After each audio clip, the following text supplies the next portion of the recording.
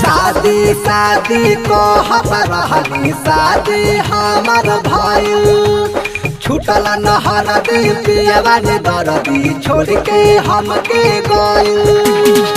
याद में उनका नैना से लोरावा हरदम हमार झरे यही से दुनू अखिया फूल के भइल बा बहरे बहरे सामान मन हर सखी भातार बार बहर सखी सामान मोरा हर सखी भातार बार बहर सखी। अब का कहिए सखी सामान मोरा सामान मोरा सामान मोरा सामान मोरा भातार बार बहर सखी। खोजता चूल्हा लवना सखिया कबले रखियो पासरे कितना काम तकिया से चलाई फूल सास सखिया रे। खोजता चूल्हा लवना सखिया कबले रखियो पासरे कितना काम तकिया से चलाई फूल सास सखिया रे।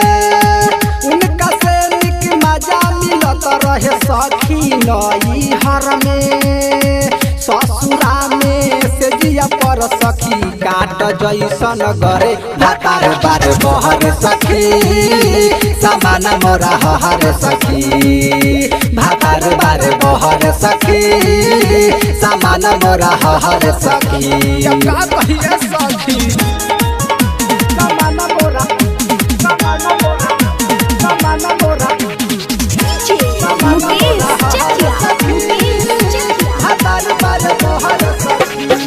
राइटर वासुदेव आशिक समाजाल हम कुआर में लागत आधा उम्र बीत जाए सैया के इंतजार में। राइटर वासुदेव आशिक समाजाल हम कुआर में लागत आधा उम्र बीत जाए सैया के इंतजार में।